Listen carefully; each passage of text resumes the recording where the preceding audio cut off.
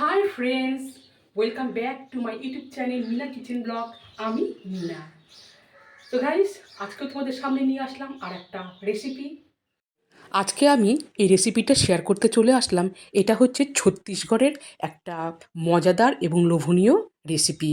এটা একটা মিষ্টির রেসিপি আর একটা চামচ দিয়ে আমি এটা ভেঙে দেখাচ্ছি এই মিষ্টিগুলো কতটা সুন্দর এবং লোভনীয় হয়। একটা আমি দেখো বন্ধুরা এভাবে ভেঙে দেখাচ্ছি, তোমরা দেখে বুঝতেই পারছো। আর একটা মিষ্টি আমি এভাবে তোমাদের কাছে ভেঙে দেখাচ্ছি, এটা কতটা সফট হয়। এটা ভীষণই ভালো লাগে খেতে, আর মুখে দিলে তো কথাই নেই, মুখে দিলে একদম মিলিয়ে যায়। তাহলে চলো বন্ধুরা, আজকের এই রেসিপিটা তোমরা দেখতে থাকো। সবার প্রথমে আমি এখানে একটা পাত্র নিয়েছি, আর এই পাত্রে এই বাটিরই 1 বাটির পরিমাণ অনুযায়ী দিয়ে দিচ্ছি চালের গুঁড়ো। এরপরে আমি এই বাটিরই অর্ধেকের পরিমাণ অনুযায়ী দিয়ে দিচ্ছি সুজি, আর দিয়ে দিচ্ছি আমি এই বাটিরই পরিমাণ অনুযায়ী, দেখো বন্ধুরা তোমরা দেখে বুঝতে পারছো, এখানে আমি দিয়ে দিচ্ছি টক দই। টক দই দেওয়া হয়ে গেল, আর এরপরে দিয়ে দিচ্ছি সামান্য পরিমাণে লবণ। তোমরা এখানে লবণটা স্কিপও করতে পারো, তবে আমি যে কোনো মিষ্টির সময়ই কিন্তু লবণ দিই। লবণ আর মিষ্টি দিলে এর ব্যালেন্সটা ভালো হয় আর খেতেও খুব টেস্ট হয়। সো গাইস, দেখো সমস্ত উপকরণ এবারে আমি চামচ দিয়ে মিশিয়ে নিচ্ছি। এরপরে আমি এখন অল্প অল্প করে জল দিয়ে এর একটা ঘন ব্যাটার তৈরি করে নিব। তো গাইস দেখো আমি নাড়িয়ে নিচ্ছি, আর তোমাদের যদি এখানে জলের প্রয়োজন না হয় তাহলে জল দিতে হবে না। সো গাইস দেখো আমি আবারও অল্পটুকুন জল দিয়ে এইবারে একটা ব্যাটারটা তৈরি করে নেব। আর তোমরা এখানে দেখে বুঝতেই পারছো এই ব্যাটারটা কতটা ফ্লাফি হয়েছে, কতটা সফট হয়েছে। এখানে তোমরা দেখো, তোমাদেরকে বারবার করে আমি চামচ দিয়ে কিন্তু উঠিয়ে দেখাচ্ছি, ঠিক এইরকম ব্যাটারটা কিন্তু হবে। এর থেকে আর বেশি পাতলা করার দরকার নাই। সো গাইস দেখো ব্যাটারটাও কিন্তু এখন রেডি। এখন আমি একটা প্লেট দিয়ে এই ব্যাটারটাকে প্রায় 30 মিনিটের মতো ঢাকা দিয়ে রেখে দিব।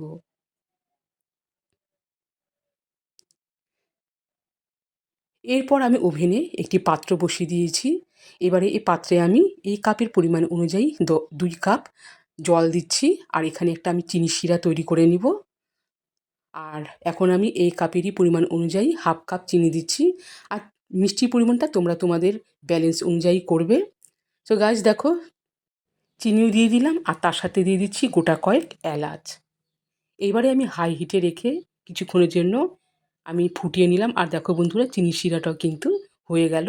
আর তোমরা যদি চাও যে এই চিনি শিরার পরিমাণটা আরও বেশি করতে, সেটাও হবে। এবারে আমি এই চিনি শিরার পাত্রটিকে সরিয়ে ওভেনে আমি কড়াই বসিয়ে দিলাম। কড়াইয়ে দিয়েছি সোয়াবিন অয়েল। তেল গরম হতে হতে দেখো বন্ধুরা আমি আবারও ফিরে আসলাম। আর এই ব্যাটারটাও দেখো কতটা এখানে সফট হয়েছে, আর সুজিও কিন্তু একদম পুরিপুরিভাবে মিশে গেছে। এখন আমি এতে দিয়ে দিচ্ছি সামান্য পরিমাণে বেকিং সোডা। বেকিং সোডা দিয়ে এখন আমি ব্যাটারটাকে আরও ভালো করে মিশিয়ে নিচ্ছি। সো ফ্রেন্ডস দেখো, বেকিং সোডা দিয়ে এই ব্যাটারটা কিন্তু আরও অনেকটাই কিন্তু সফট এবং ফ্লাফি হয়েছে।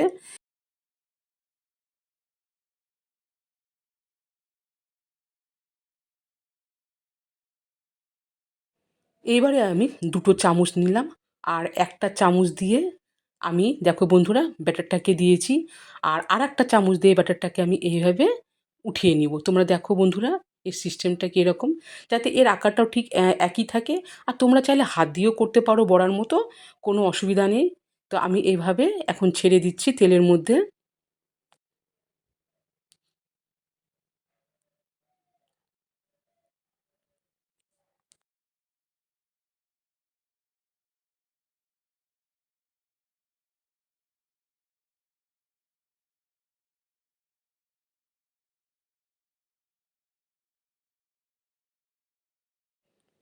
সো ফ্রেন্ডস তোমরা দেখো একটা একটা করে এখন আমি এগুলো বড়ার মতো করে ভেজে নিব। আর যতটুকুনি দিয়েছি এক পিঠটা কিন্তু ভাজা হয়েও গেছে। এরপরে আমি আস্তে আস্তে এখন ওপর পিঠটাও ভেজে নিব। আর এটা কিন্তু বেশি কড়া করে ভাজার কোনো দরকার নেই। আর ঠিক এরকম কালার হয়ে গেলেই মনে হবে যে এটা কিন্তু ভাজা হয়ে গেছে। এখন আমি এই এগুলোকে আমি তুলে নিব। আর এটা কিন্তু ভাজা খেতেও কিন্তু ভীষণই দারুণ লাগে, দারুণ।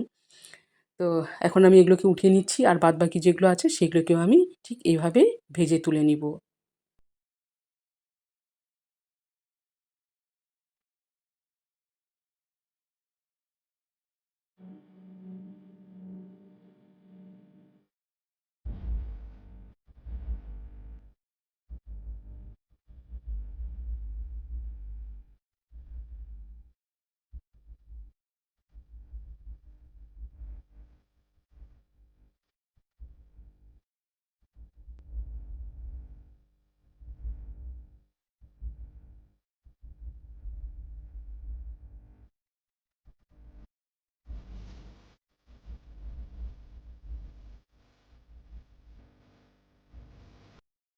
এবারে আমি এই চিনির শিরার মধ্যে এই মিষ্টিগুলোকে ছেড়ে দিব। সো গাইস দেখো এই মিষ্টিগুলো কিন্তু এখনও কিন্তু গরম আছে, আর চিনির শিরাটাও কিন্তু হালকা উষ্ণ আছে। ঠিক এই অবস্থায় এখন আমি এই মিষ্টিগুলোকে ছেড়ে দিব।